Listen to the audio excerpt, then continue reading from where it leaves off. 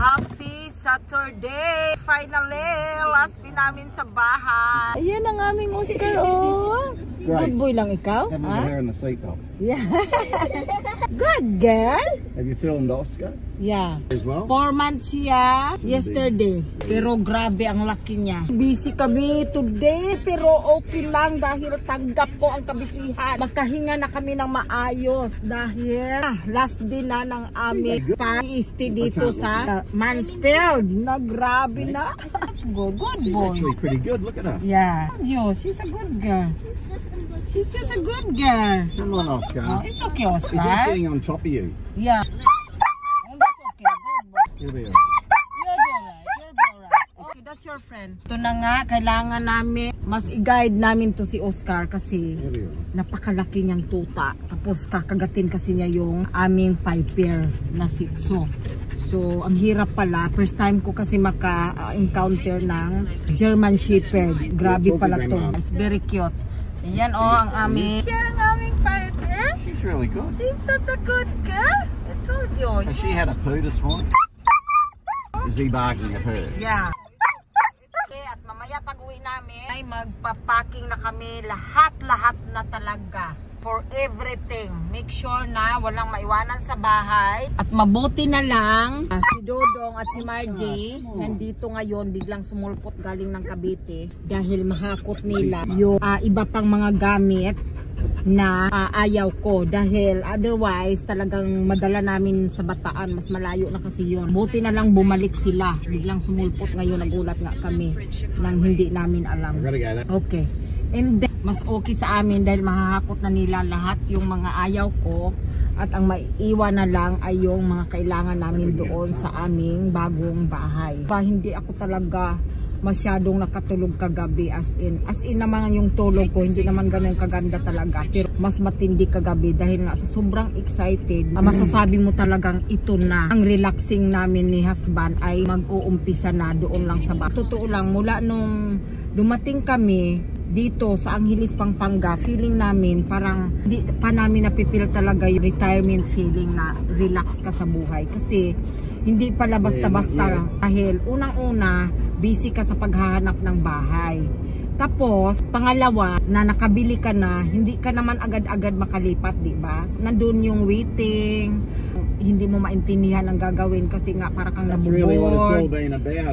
Yeah, nabuboard ka sa kakahintay kasi gusto mo na talagang lumipat. Pero kailangan talaga habaan ang pasensya para malampasan mo lahat yung parang stress feeling na nararamdaman mo. Kanina, pagising ko ng umaga, ang una kong ginawa, mabuti na lang ito si Makmak, nilinis na niya agad yung mga pupo ng mga aso na isang tambak doon. Ang ginawa ko na lang ay pinakain yung mga puppies. At si husband gumising na din, pinakain niya si Oscar. Tapos pinaliguan namin sila. Dalawang papi at ito si Oscar, ligo na muna para bawas-bawas na magbayad doon sa grooming. So ang ipapag-grooming ko na lang ngayon ay ito si Piper para malinis siya pagdating doon sa bago naming bahay. Kasi mahirap din kasi mag-trim ng Shih Tzu, alam nyo yan. It is a busy day. This is it talaga mga guys. Sobrang excited na ang araw na ito. Hindi namin mapaliwanag ng maayos dahil nga parang ako gusto ko na talaga i-pack lahat yung mga gamit namin para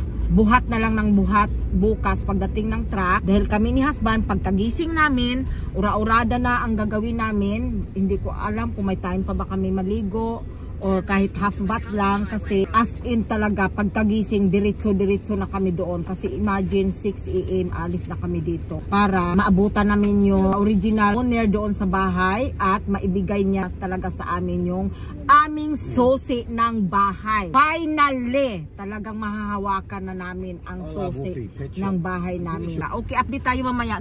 Ayan, Oscar is waiting. The doctor is not here yet. Kaya nandito muna kami sa loob ng car. Yan yung the wolf. Yan lang yung ayaw ko dito dahil wala ang doktor araw-araw.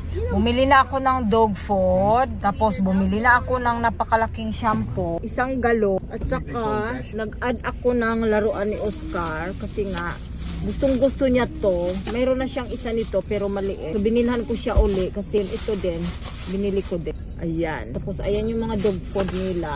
Ito, mga dog food. So, bumili na ako ng 3 kilo. Itong special, 200 something to. Tapos itong shampoo, 800, pero sobrang laki na siya. Mabango daw ito. So, siya, oatmeal ang tawag. Para hindi na tayo bili ng ang laki ng nabili kong shampoo para sa aming mga alaga. Para mabango naman sila palagi, no? So this one for Piper. And then the big chicken is yours. Okay, Oscar? Bibili na lang kami ng biga. Go straight through. And then go right. And then right. Kailangan may bigas kami pagdating doon sa aming bahay. So, ito yung mga market dyan, mga prutas, gulay, may isda din sa loob. Sa maghintay kami doon, iinip lang kami maghintay. Oh, go around this track. Let's go past. You can see the rice there. But it's okay. Oh. Piper is scared. Ha? Emergency daw po siya sa bahay. Ay, ito na lang hintayin namin. Sige po. Ha? Oo. Hindi na mababalik. Depende kasi nga busy kami ngayon kasi mag-move out kasi kami kailangan namin ipaklat ang mga gamit namin.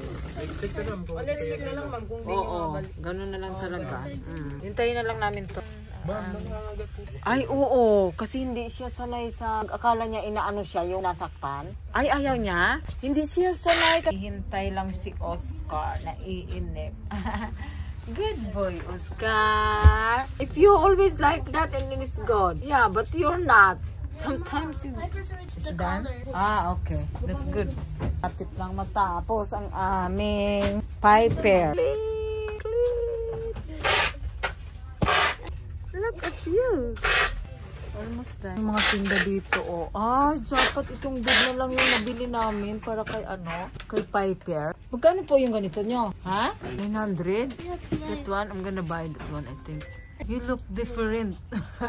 Tapos na siya. Nangangagat ka daw ah. Ha? Ba't ka nangangagat? Ba't ka nangangagat? Ha? Because he's stressed. Ha?